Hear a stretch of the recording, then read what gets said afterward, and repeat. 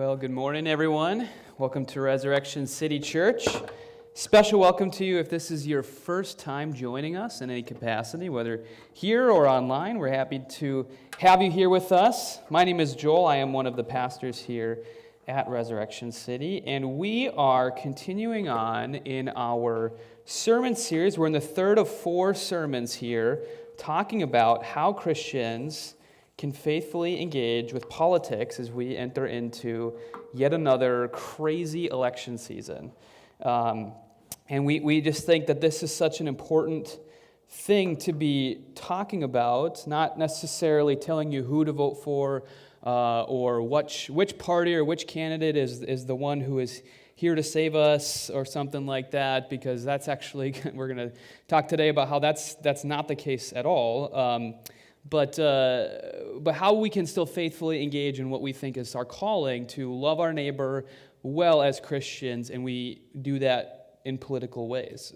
So, like we said, we think this is a big issue, and actually we want to continue the conversation beyond just Sunday mornings by we've been doing these on Thursdays, question and answer time. You can join us live on Instagram at 4 o'clock on Thursdays, and we'll be posting the videos, the full video up on Instagram and also on YouTube if you want to catch it later on. So if you have a question, we really want to be kind of engaging with where you're specifically at or what you're thinking. And it can be about the sermon today, or it can just be about something to do with politics or the kingdom of God in general. Go ahead and throw those on there for us to see. You can go to our website at rescitychurch.org on the homepage to submit those, or get in touch with me and Julie and just ask the question. But we really do want to be kind of meeting you where you're at on these important topics. Now, a couple weeks ago, we talked about formation, how we're formed to view ourselves and the world and government certain ways by the sort of place that we're in. We called it the kingdom of man. And we hear messages, we hear ads, we watch TV, whether it's cable news or other networks, through social media, through the campaigns themselves, that are all sort of inundating us with these messages that start to shape how we see what is going on in elections, how we see government themselves, how we see the candidates. And oftentimes, when it comes to the issue of government itself, like what is government here for, what is the purpose of government, we often hear one of two things, and it kind of depends on whether you're hearing it from a liberal messaging or a conservative messaging. So if we hear it from a more liberal side, we're gonna kind of come out with the view that good government is kind of here to solve all of our problems. Like all the problems in the world can just be solved if we get enough smart people in the room together and they agree on the best topic and we make everybody do it. Everything will be fine. We can solve all of our problems. Okay? On the conservative side, the view is often government is bloated, it's often inept, it can't get out of its own way, and so the best thing we can do to government is try to pare it down to as small as possible, try to limit its ability to mess things up, all right? And so often we end up kind of viewing government one of those two ways. But actually, the Bible has a lot to say about what government is supposed to be as well, and it doesn't really fit into either of those categories, not surprisingly. You'll find elements of kind of both of those, maybe ideas that are expressed in the biblical view. And I thought for us, in this sermon series, if we're talking about what it looks like for us as Christians to really engage well politically, we have to have a good understanding of what government is even supposed to be, according to the Bible. That's going to help us live out that vocation. And so today what we're going to do is we're just going to talk about that. And so here's the big point today. Before we can engage thoughtfully and really Christianly in politics, we have to understand what God's view of government is. And so today what we're going to do is, you guys remember civics class growing up? I know in almost any room there's maybe one person who loved civics class and the rest of people hated it and don't remember a thing from it. And then they finally maybe learned a little bit more about government when they watched The West Wing or something like that, and a much more fun way to learn how the government works. Today we're going to do, you can think of it like a little civics class of what government is supposed to be according to the Bible. And we're going to actually start at the very beginning in the book of Genesis and kind of tell the story of how government fits into the story of really the gospel and us as humans, all the way to the very end in the book of Revelation. And so you can think of kind of the stages of this story, and so how kind of government, a big picture view of what government is supposed to be from another acronym. I'm going really acronym heavy in this sermon series for you guys, just to help you remember these. And this one, we're going to call it NCAA. All right, you can think of it like that, the collegiate sports institution, NCAA. And those four stages are, and like I said, we'll walk through these, and we'll have scripture for each of them, is government is necessary to creation, but it's corrupted. It's appropriate to continue despite being corrupted by sin, but it is accountable to the Creator as it continues in its role. All right, so let me walk through each of these and kind of explain it, and we'll talk about what government is supposed to be, how God views it, and how we can think of it as we decide how to engage with it. So first of all, necessary to creation. And this comes to us right from the very beginning in the creation story. Genesis 1, verses 27 to 30. So God created mankind in his own image. In the image of God he created them, male and female he created them. God blessed them and said to them, "Be fruitful and increase in number, fill the earth and subdue it. Rule over the fish in the sea and the birds in the sky and every other living creature that moves on the ground." So God creates the earth and everything in it, all of the resources, all the animals, all the land within the earth. He creates that, and then he puts these human beings that he creates in his own image on the earth, and he gives them a sort of vocation, a sort of calling for what they're supposed to do with this world that he's put them in. And he tells them, you guys are supposed to rule over this place. You're supposed to help it be fruitful and to flourish. That's kind of the calling or the vision that he's giving to these people. And so when you think about it, like any time that you're given kind of a goal like that, it's kind of vague, right? Rule over this and make it be fruitful, and you should increase in a fruitful way over this earth. Like, if we're going to live that out well, we've got to kind of get together and talk about what would be the best way to do this, right? And as soon as we get people together talking about that, coming up with principles or laws for living this out, we really have government. That's exactly what's going on here. There's an expectation, I think, that for us to live out this calling that we have on us as humans, we kind of need government. We need people who are willing to kind of come in and talk about it and set some norms for what does it mean to be fruitful? What does it mean for us to rule well? How do we rule well and not bad? Like, those are things that we would get together and talk about, and that really is government. That's what government is. It kind of at its most base level of what it is, the foundational level of what government is. It's just people getting together and talking about what's best for the society and for the land that we're all occupying and the animals within it and the environment and all that stuff. Now, God doesn't just throw them out there, though, and say, you figure it out on your own, though. He actually gives them a sort of vision for what it's supposed to look like when he tells them, hey, you guys have been made in my image. You are supposed to mirror me in some way. That's what he's talking about. So when it comes to the idea of the image of God and worshiping God by living out that image in us, you can think of it like a mirror. I've heard this described by theologians as like an angled mirror. Okay, so a mirror, it's sitting kind of at an angle, and it is reflecting what is above it out horizontally. So if you're standing at the horizontal level and you look at this mirror, you can see what's above it.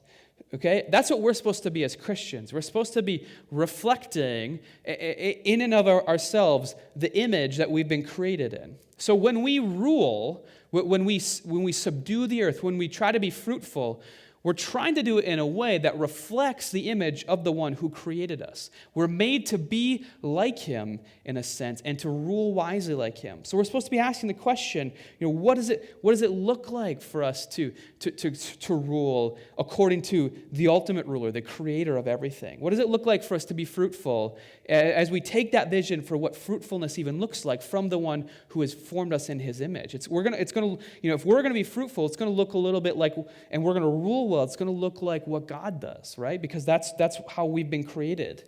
And God's role in this is almost like, you could think of it like gardening with your kids, right? You get your kids out there, you're giving them some tools, and you're like, you're setting them to work, and then they, probably don't grasp it fully, and they're messing up. But like, this is your kid. This is something you've formed and you've created. You want to help them to do this as best as possible. So you get in there, you correct them, you maybe give them some ideas or some pointers, and maybe let them fail every once in a while. Not too greatly, but in ways that they learn and they can grow from that. That's, I think, how God intends for human government to look, is gardening with my kids, trying to get them to understand what it looks like to tend this garden really well. Now, unfortunately, this situation doesn't really last very long. It only lasts a couple of chapters, actually, in the whole Bible, that everything is going according to kind of how God intended it to. Because when we get to Genesis chapter 3, we find that humanity itself gets corrupted by the fall. Sin enters in the world. The mirrors get cracked. The image that we have of God, it gets cracked, and everything else kind of gets cracked as a result, right? Nothing is really functioning exactly as it's supposed to. And Adam and Eve, what they do is they decide that they don't want to mirror God as they tend creation, as they decide what fruitfulness looks like, as they rule over the earth. They want to stare at their own reflection and then do their job in their own image, as if they're God themselves. That's actually what the snake comes to them and says when they say, we've been told that we're not supposed to make these kind of rules on our own. God has given us a vision for what it looks like, and if we eat from this tree, then we'll be like God. And the serpent's like, that's a kind of a good idea, don't you guys think? And they're like, actually, yeah, why didn't we think of that on our own? And so everything kind of falls as a result. Now, a couple of weeks ago, we talked about St. Augustine, and he says that really now, as a result of that, you have these two cities that are formed by these two loves, love of God or love of self. And Augustine says, in this moment with Adam and Eve, we go from the one city of God to now the city of man has been created. And it's ruled by humans mirroring their own desires. And so we have kings and queens and presidents and prime ministers and senators and mayors and school board members who have kind of been following in the footsteps of Adam and Eve to one degree or another ever since then, right? Rejecting sort of trying to fully image God in everything and trying to figure it on their own, trying to play God in and of themselves. And that's the state that we're in. That kind of accounts for why government so often fails. And we can look at government and say, this is not working like it's supposed to. And the reason is because humans are the ones leading it, right? We're the ones that make up government. We're the ones that mess it up then, because we ourselves have been this cracked version of what we were supposed to be. Now, not all is lost, okay? A vestige of this vocation that we have in Genesis remains in government. And in God's grace, things aren't as bad as they could be. God kind of tries to limit them as much as he can. And so the Apostle Paul, he's writing much later in the book of Romans, he actually talks about what Christians' relationship should be to government. And I think we learn a little bit about how God still views government through what Paul says to them. Because at the time you have some Christians and they're asking the question, well, we have a new king, right? We have a new king that's been installed for us. Does that mean we're supposed to go and overthrow the old kings? Is that what that means? We got some pretty bad kings out there. Maybe we should go depose them and we'll get everyone to follow Jesus as king that way. And Paul says, no, that's not how it's supposed to work, you guys. Government still has a dignity and a purpose, even if it's fallen. And here's what he says. This is where we get to that appropriate to continue part of the acronym. Romans 13, verses 1 to 3. Let everyone be subject to the governing authorities, for there is no authority except that which God has established. The authorities that have existed have been established by God. So Paul says the authorities that are in place, they're not there by accident. God is still sovereign, and in his sovereign will he still establish them because he still wants creation ruled wisely. And so just rebelling against government is actually rebelling against God and his authority. That's what Paul is saying here. Now, why does God want government here? What's the purpose of God putting people still in these roles of ruling over us if we know that they're not always going to do this job very well? And Paul continues. He says, for the one in authority is God's servant for your good. But if you do wrong, be afraid. For rulers do not bear the sword for no reason. They are God's servants, agents of wrath, to bring punishment on the wrongdoer. So here's what he's saying. The world, as we just have talked about, it's plagued by sin, wickedness, viruses, violence, all sorts of stuff that is a threat to the people within it. And so because of that, it's good to still have this body that is there trying to limit violence and injustice, that is through law and policy and sometimes force, keeping things limited from getting to the fullest potential of their evil. And for Paul, this is what government is doing. This is what he means when he talks about the sword that government wields. He's talking about government's power to punish those who come in and really mess things up. Those who have violent intent, who would come into a society and who would try to malign or harm people. It's good for there to be a body that's in place that's sort of keeping that under limit. And even if that body itself is corrupted, it's still good for a body that is at least trying to do its best as much as it can to sort of limit violence and evil and destruction and wickedness within a society. Think about it like this, all right? Imagine you're driving an old car. It's an old car. It's falling apart. Like the doors are sometimes falling off on you as you drive it. Okay, that's creation now. That's humanity. It still skids, it still bumps into things, you're still denting this thing often. But there are some brakes on this car that are themselves also not quite working right. But, they still slow you down somewhat. They maybe limit the really bad car crashes still, at least most of the time. The horrific car accidents are still being avoided by these brakes that, don't work perfectly and don't come, bring you to a complete stop. You still might bump into things, but you're doing it at a slower speed than you would be if you didn't have any brakes at all. That's kind of what Paul is saying here. It's good for us to have a government that keeps us from the car accidents we do get into because our car is falling apart, from at least them being as horrific as they could possibly be. At least most of the time. There are still some times where that happens, but at least most of the time this is being prevented. And so Paul continues on again. This is why you pay taxes, for the authorities are God's servants who give their full time to governing. Give to everyone what you owe them. If you owe taxes, pay taxes. If revenue, then revenue. If respect, then respect. And if honor, then honor. So Paul's saying, give these people a break. Try to respect these people who have a noble goal still of giving themselves over to this job and are still trying at least a lot of them are trying to do it well. They have a good intent with it. Instead of despising them or hating them for how they might mess things up for you in some way, or they made a mistake in this area, or a few of them are really bad people, try to help them as much as you can, I think is what Paul's saying. Now maybe you'd say, okay, Joel, I get all this stuff that Paul is saying here, but Paul he wasn't under the thumb, or maybe under the tweeting thumbs of Donald Trump. Or he wasn't staring down the barrel of a Joe Biden presidency, right? He would be saying something different if he lived in America today, right? And I would actually, I tell you, I guess you're right. He wasn't living under these people. Let me tell you a little bit about the guy who was emperor at the time of Paul. Let me introduce you to a guy named Nero.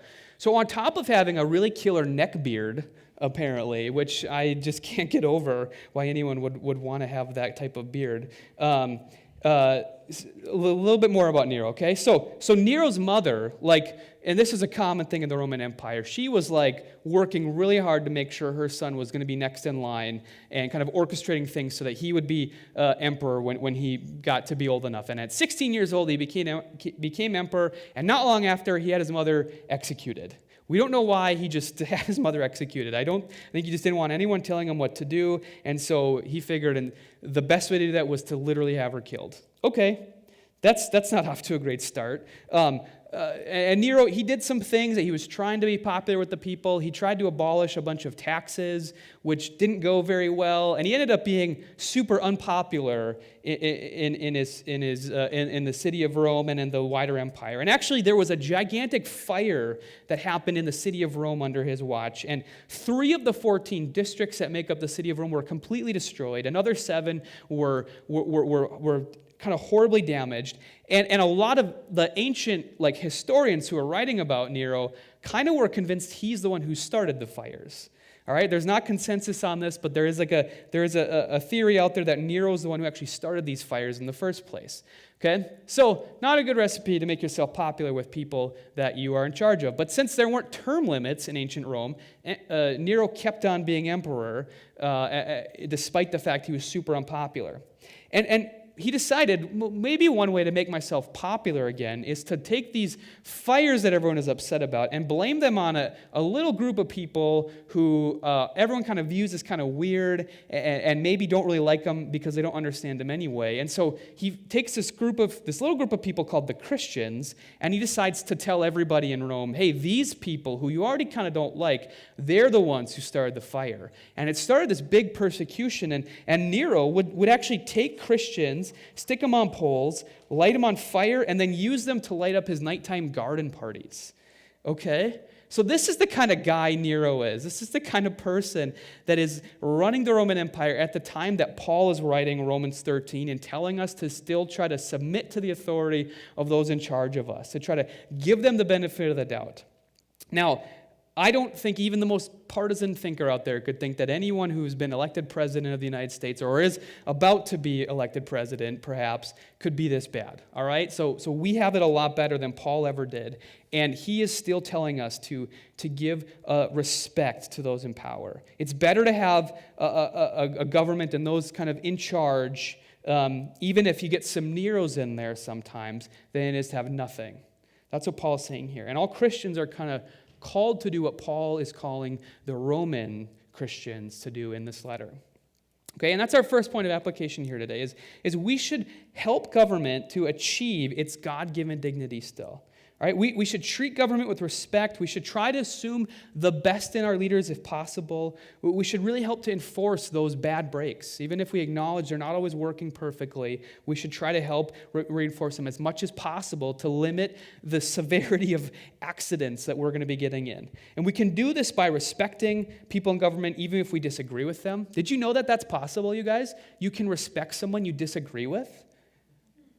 Who knew, right? That's very shocking, but maybe some people, you never believe that, but it is possible. And I think we as Christians should be at the front lines of doing that, of going to people and saying, hey, you know what? We don't agree on everything, but I still respect you. I still want to see you do what you're trying to do in the best way possible. That should be our posture as Christians. We should work with them. We should work with those in government whenever possible. We should even work for government, perhaps. I actually think it's a really good thing for Christians to find roles in government. And we actually have people at Res City who are working in government positions, and I think that's really cool. I want to commend you guys for doing that. I know that sometimes you don't always see the best versions of government in what you're doing, but you are still working hard to try to see, because you know the impact that government has. You want to see government be doing its job wisely. For those of us who don't work in government, though, we can help out. You can join commissions. You can get involved in your local government. You can get to know council members or people on your school board. You probably live near some of them. You might not realize it, but like we have a council member who lives just a few blocks from me and Julian. We've tried to get to know him, maybe become his friend, and listen to him, like just kind of talk about the challenges that he faces. There are things that are going on for those in charge that we don't understand if we're not in that role, and we can kind of talk about them like they're all idiots, and then we kind of hear what it actually looks like to be in that position, and you're like, oh, now I get it. That does sound pretty difficult. So try to get to know people who are in government, or maybe even consider running for something yourself. That's not a bad thing for Christians to do, okay? As much as we talk about the way that we need to be distinct as Christians, that we need to sort of kind of take the kingdom of God as our sort of, our impetus for how we decide what it looks like for people to live best, we can still run for government in different positions ourselves. All right, now all that said, let me be clear.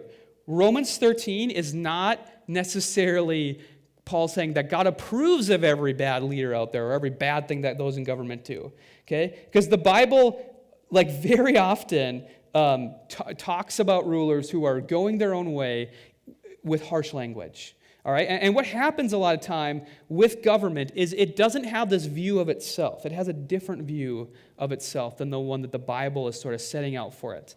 And this gets us to our last part of this NCAA acronym, where we're talking about how government is accountable to the king.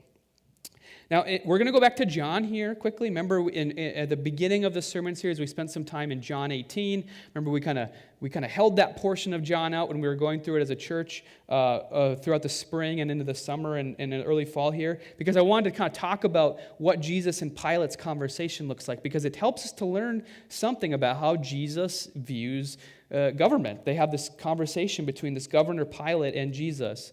Okay? And so Pilate says to Jesus, and this is where he's trying to make the decision whether or not to crucify Jesus. And Pilate says to him, "Hey, don't you realize that I have the power either to free you or to crucify you?" And Jesus answers him, "You would have no power over me if it were not given to you from above." See, Pilate sort of falsely assumes that he's not really accountable to anyone. Right? I know this guy Jesus is saying he's from God. He hasn't denied the claim that he's a king, but he doesn't realize that I'm the one who decides whether you live or die. And that's why he bluntly says it to Jesus. And Jesus' response is to try to set him straight. The power you have is only that which has been given to you by the true creator of the world.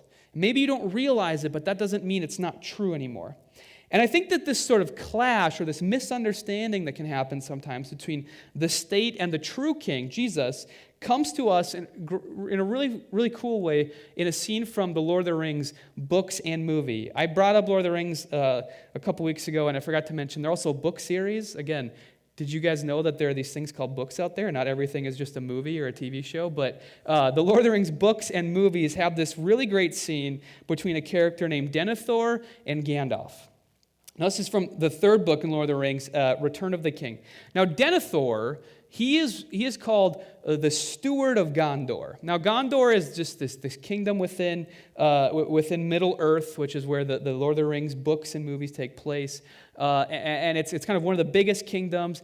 And what happened is the kings of this line had gone missing, like several centuries, I think, before the Lord of the Rings books take place. And so because the true line was missing, they set up these people called stewards. They were supposed to be the people who would kind of take care of the kingdom in the place of the true kings for whenever they returned. And you notice in the picture here, you see Denethor. He's the one seated on that little black throne. You'll notice there's a big white one that's sitting above him, unoccupied. No one's sitting in it. So Denethor, that was supposed to show that the stewards have this sort of subservient role to the kings who are not there at the time. So the stewards are supposed to kind of keep track of the world while the king is not there. And I think this is how Christians should maybe sort of define the secular era that we live in. It is waiting for the true king to return, kind of living out the way that the king wants us to live, even though we know he's not quite here reigning fully as he will when Jesus returns someday and restores the earth to the vision for what we find in the book of Genesis, where he rules wisely and well, and all people recognize him as king. That's what we're waiting for as Christians. But in this in-between period, the government that does sit there is kind of operating in that sort of steward role. But often government or the parties that make them up don't view themselves that way. They view themselves really as having this outsized role, as not just stewards of the earth. And we see this with Denethor. So Gandalf the White, he shows up to Gondor, and he's really kind of operating like a prophet. He's saying, hey, the true king is going to be showing up here soon. Actually, we found someone who's a part of this line. His name is Aragorn. The whole book is called Return of the King, so you get a sense for what this was what this last book in the Lord of the Rings is about. And Denethor is not happy about it. He lashes out at Gandalf, and he's been mourning the loss of his favorite son, Boromir, and he's sad because he thinks, well, my line has ended. My stewardship has no future anymore because my son Boromir is gone. And all he can think about is his stewardship, his role, his greatness. And he's just been sitting there not doing anything while at the same time the armies of Sauron, the bad guys in the book, they're just kind of about to attack Gondor and sweep through the whole nation of Middle-earth, and Denethor is doing nothing about it. And so Gandalf says, Denethor, you are a steward of Gondor. You have the responsibility to protect people from all the evil that's out there. And Denethor responds, I know who rides with Theoden's company, Aragorn, and I tell you, I will not bow to this ranger from the north, last of a ragged house, long bereft of lordship. Gandalf responds to him, "Authority is not given to you to deny the return of the king, steward." He makes sure to put that in there to remind Denethor of who he is. And Denethor responds again to Gandalf by yelling at him, "The rule of Gondor is mine, and it is no other's." So you see that Denethor he says, sure, I'm a steward, but he really thinks he's the one who rules everything. And what he gets to say is what matters. The fact that there's maybe this other king out there that is supposed to be ruling everything, Denethor, he could care less about it. He is the one who he thinks runs Middle-earth. And he refuses to acknowledge that his stewardship, his rule over the kingdom is temporary and that there is a returning king. And so here's our second point of application here is we can't give government a status that it doesn't hold, even if it claims it for itself sometimes. So government, like Adam and Eve and like Pilate, a lot of times it wants to rule in its own image. It wants to make itself the all in all, the great I am, the one offering us their salvation, their protection, emanating from their power, as if they are the greatest people in the world who have come to save us with their great ideas and their great leadership skills or their great philosophies, and as if their reign is all that there is, and everything other than their reign is just darkness. It's not light, but they're bringing this great light to the world through themselves, as if they're God themselves. That happens all the time with those in power. Consider some of the rhetoric that politicians will use to describe their campaigns or the people that they support, right? We hear this all the time, right? We can't help but hear them talk about themselves in these incredibly grandiose terms, saying things like, "I alone can fix it," right? Telling us that every single election is the new most important election in the history of not just America, but the whole world. Have you noticed that we hear that every election? Like how many of the most important elections in the history of the world can there be? Like honestly, right? But every single election seems to be another one of those. Every other candidate other than the one that is me is an existential threat to our society. And really the only people, if you think about it, that benefit from talking to us in those descriptors of themselves or their candidacy are people who are hoping to get elected. So they have to frame everything as if they're the greatest to ever come, because then we can't help but vote for them, right? Because things are so bad and the only people who are ever going to fix it are just them. The only way to believe that is if you truly don't think there's another king in the world. If you truly don't think that there is a creator God who is above those who rule us, who is the one who has given them that power, who set them in those places, who is holding them accountable, who is making sure that we are cared for beyond whatever our government can do. Now, okay, people are going to do that. Fine. We can't avoid that. People have been doing it all the way back to Pilate and beyond, and they continue to do it today. But what we can do is, even if we can't stop them from saying that, we can choose as Christians whether or not we're going to choose, at least among ourselves, to honor that sort of outsized claim. Remember, we talked about formation, the way that Christians can be formed to believe or love certain things based off of just the world that we live in, the messaging we hear. That does something to us, even if we don't realize it.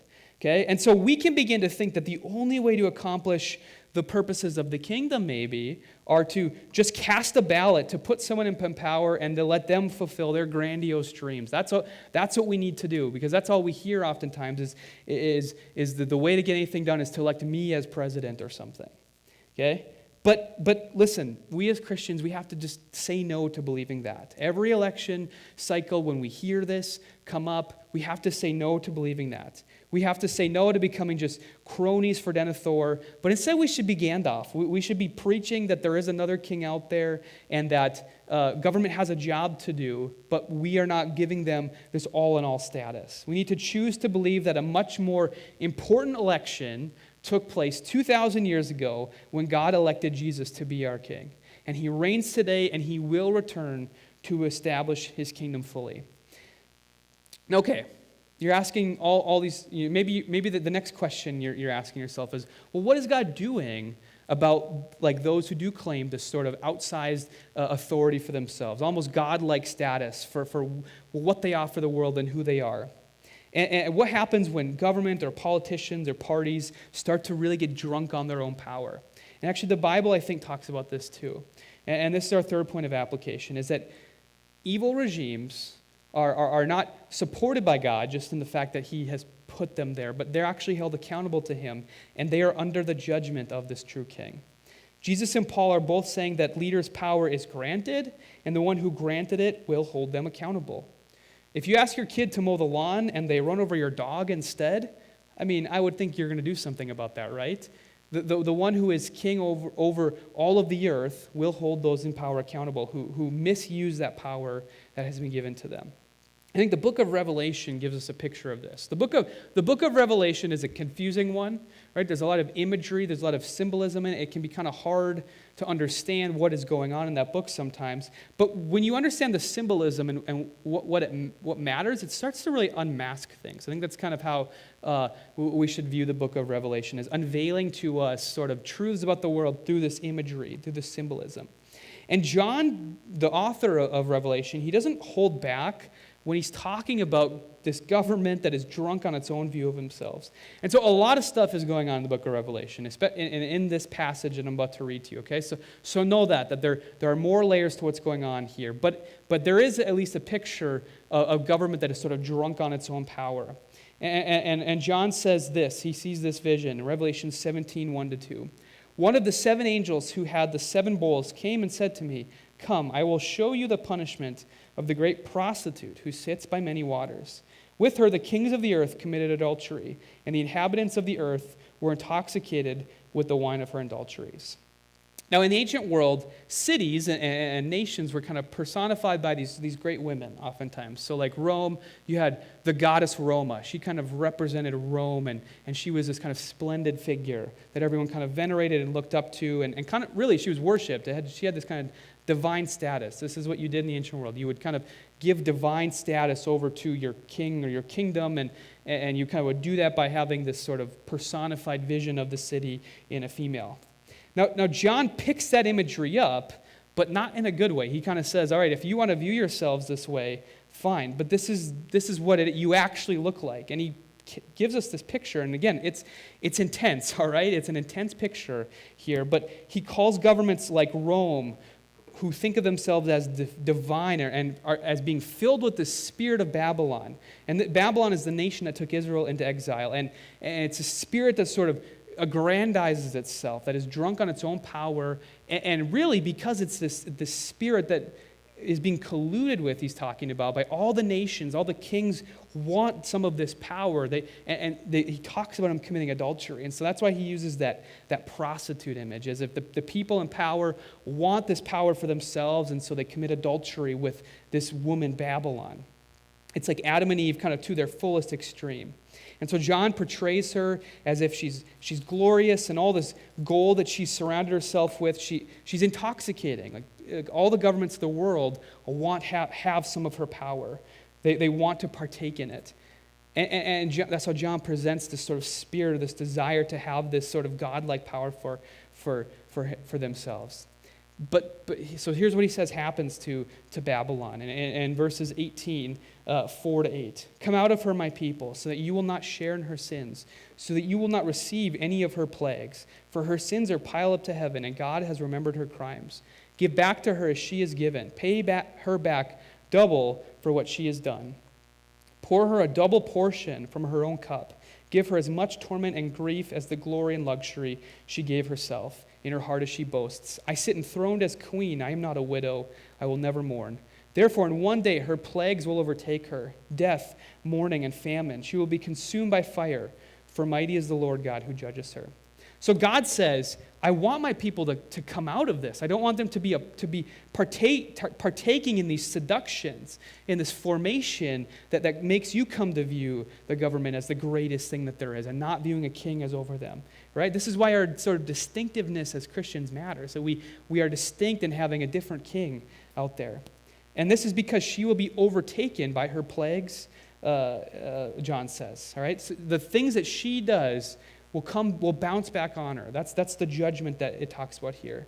Now, in Return of the King, Aragorn, this true king, he does show up again at the end, but it's after Denethor he's actually gone mad and burned himself alive. That's kind of what happens at the end. And so you kind of get this picture of like the madness that overtakes Denethor as he ascribes this role to himself and burns himself alive afterwards. And the book of Revelation is kind of Coming up with a similar picture here.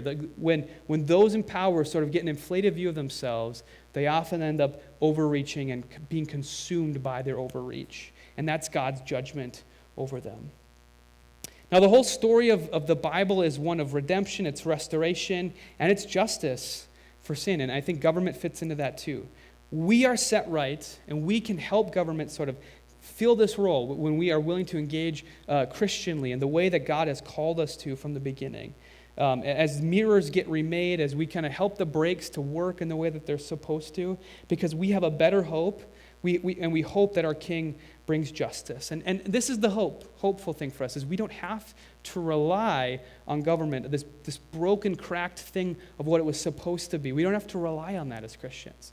We have the hope of being able to rely on our true King Jesus, who has come to redeem us and to give us a hope that he will give us a new kingdom, a new government someday that is ruled wisely under his power, under his peace, under his love. And we wait for that. We do our best to live it out in the present here, but we have a hope that one day that will be the truth for us as Christians as well. So let's be people of hope this election cycle. Let's be people who are animated by this hope and this view of government. Let's not give it too much. Let's give it what it's deserved, and let's help it to live up to that true calling that it has according to the Bible.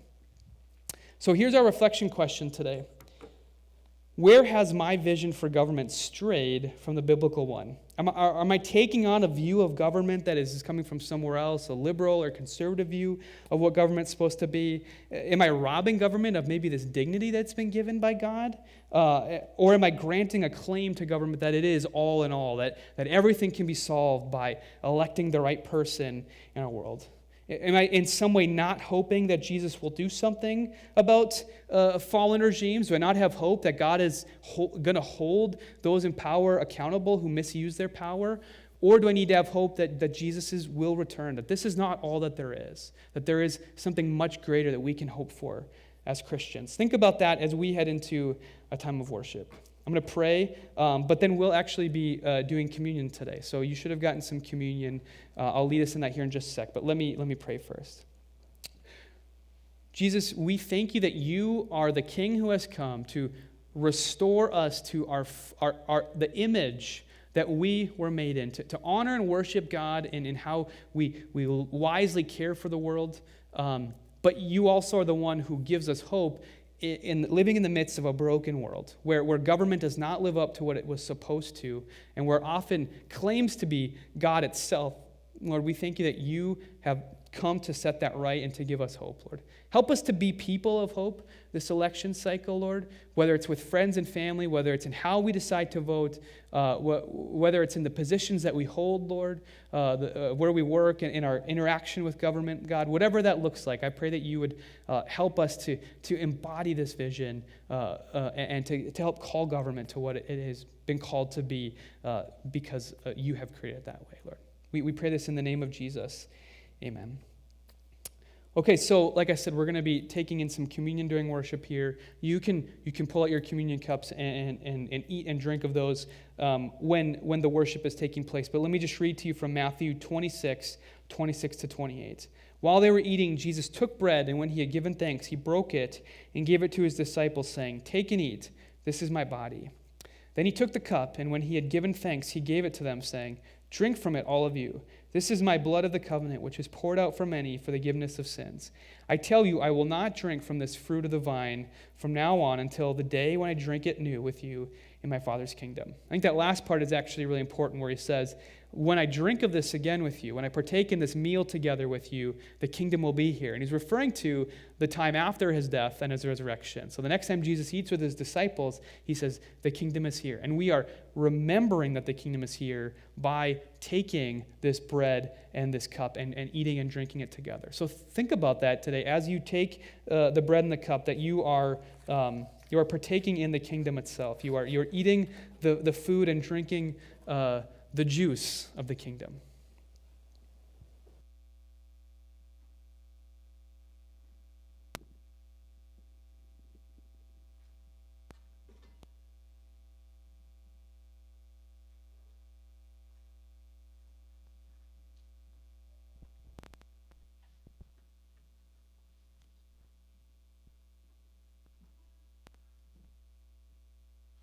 Thanks, Joel. So as we enter